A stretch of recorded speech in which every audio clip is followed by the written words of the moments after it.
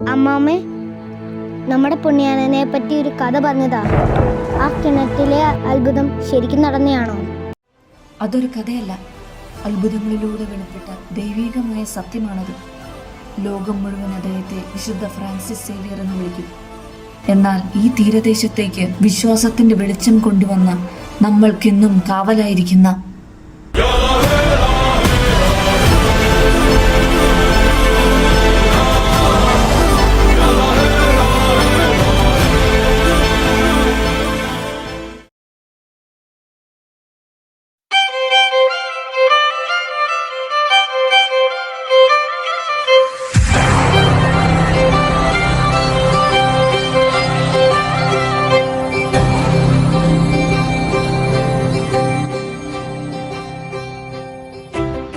മണിയാ, കളിയൊക്കെ നിർത്തിക്കേ, ഓടിവാ, ഓടി വന്ന് ചോറുണ്ടേ. കുറച്ചു നേരം കൂടെ കളിക്കട്ടെ അമ്മേ.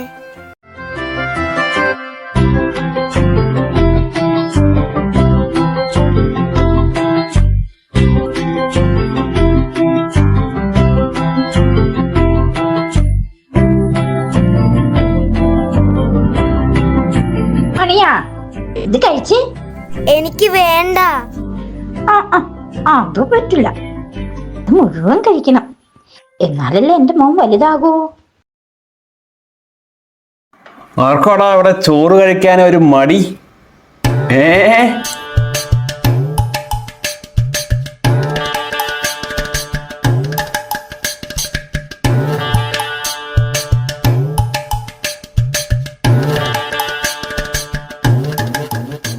ആ മാമ, എന്താ മാമ എനിക്ക് കൊണ്ടുവന്നിരിക്കണേ? ആ, ഒരു പലഹാരം ഉണ്ട്, പക്ഷെ മുഴുവൻ ചോറും ഉണ്ണണം, തീർന്നാലേ തരുവോളൂ. എന്നാ ഈ ചോറ് മാമനുണ്ടോ? പലഹാരം ഞാൻ കഴിച്ചോളാം. അമ്പാടാ, നീ കൊള്ളാനോടാ മെടുക്ക. വാ, വന്ന് വാ കഴുകിക്കേ.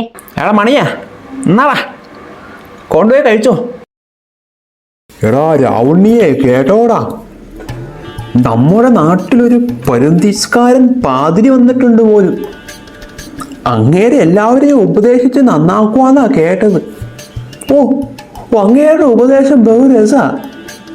തന്നെ പോലെ തൻ്റെ അയൽക്കാരനെയും സ്നേഹിക്കണം അത്രേ. ഇടത്തെ കരണത്തടിച്ചാൽ വലത്തെ കരണവും കാണിച്ചു കൊടുക്കണം പോലും.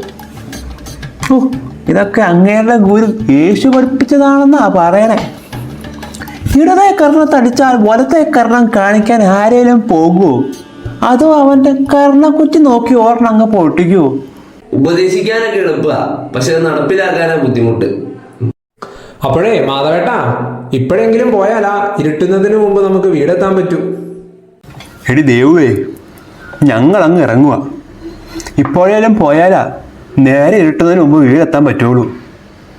അയ്യോ, ഏട്ടൻ പോവാണോ? ഒന്നും കഴിച്ചില്ലല്ലോ. അത് സാരമില്ലടി പോവേ, പിന്നീടാവട്ടെ. ഓ, ഇനിയും വരാനുള്ളതല്ലേ. മോനെ മണിയാ, ഇറങ്ങിയേക്കു കേട്ടോ. വാടാ, പോയേക്കാം. മാനുഷാ നീ ലോകമഖിലം നേടിയെന്നാലും നിന്നാത്മനാശം വന്നു പോയാൽ എന്തു നേടും?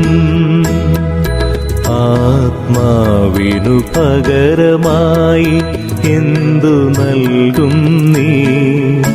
ഈ ലോക സമ്പത്തൊന്നു ചേർന്നാൽ തികയുമോ വിലയാ?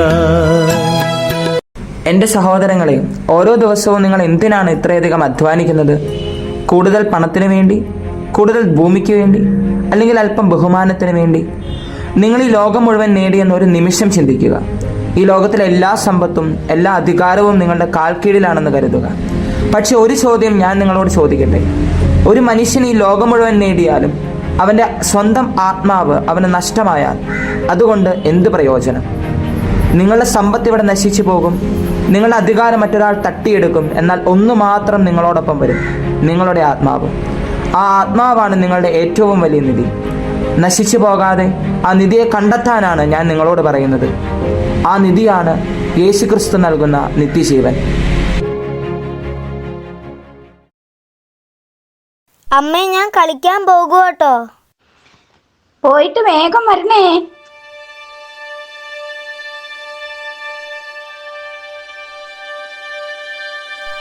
അമ്മേ, ദേവ ചേച്ചി, കൊച്ചു കിണറ്റി വീണു.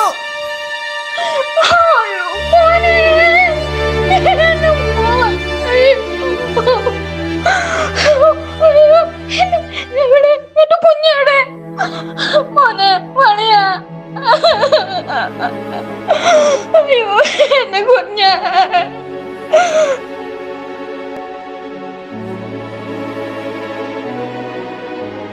ആരേലും പെട്ടെന്ന് പോയി വൈദ്യനെ വിളിച്ചോണ്ട് വാ. ഞാൻ എന്താണ് ഈ കാണുന്നത്? മണിയാ, മോനെ എഴുന്നേക്കടാ മോനെ.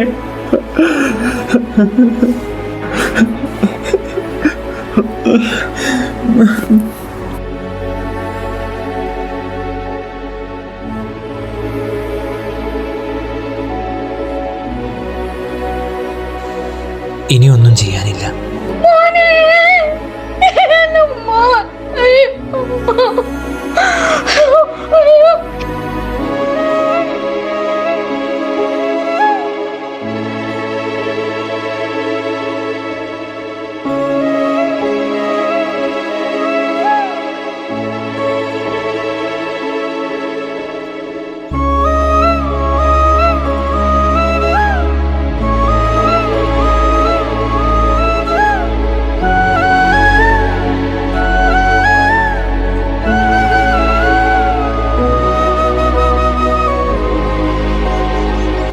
നമുക്ക് ആ സുവിശേഷം പ്രസംഗിക്കുന്ന അച്ഛനെ വിളിച്ചാലോ?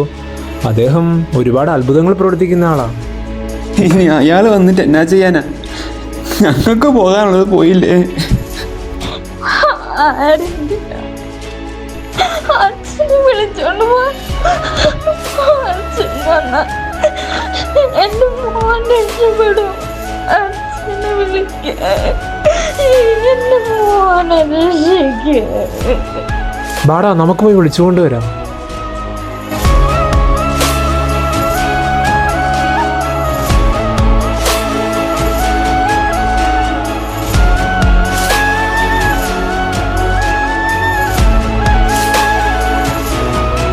നമുക്കിനി ഒന്നും ചെയ്യാനില്ല.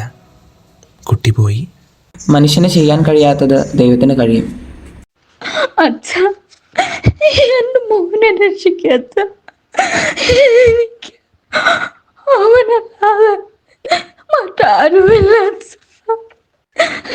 എന്റെ മോനെ എനിക്ക് വേണം അച്ഛാ. ശാന്തമായിരിക്കും. ഞാൻ ബലഹീനനും പാപിയുമായി വെറും മനുഷ്യനാണ്. ദൈവം തിരുമനസ്സാകുന്നുവെങ്കിൽ അവിടുത്തെ ഹിതം എന്നിലൂടെ നിറവേറട്ടെ. നമുക്ക് അതിനായി പ്രാർത്ഥിക്കാം.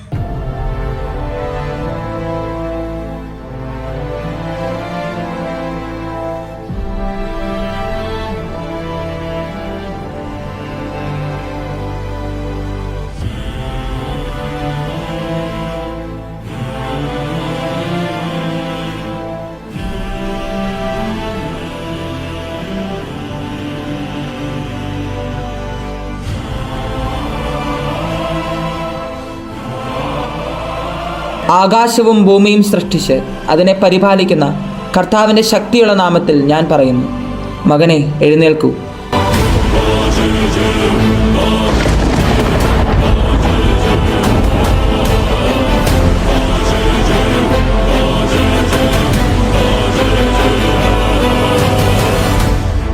അമ്മേ,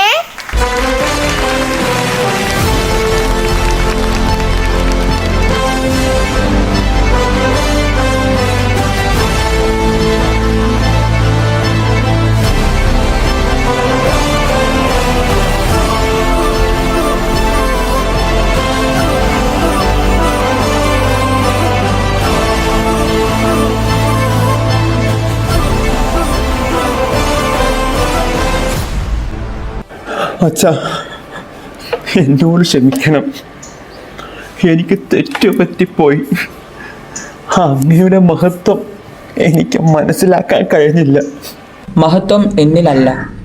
മഹത്വവും ജ്ഞാനവും ശക്തിയും ബലവും സ്തോത്രവും പുകഴ്ചയും യേശുവിന് മാത്രം. യേശുവിൽ വിശ്വസിക്കുക, അവനിൽ വിശ്വസിക്കുന്നവർ രക്ഷ പ്രാപിക്കും.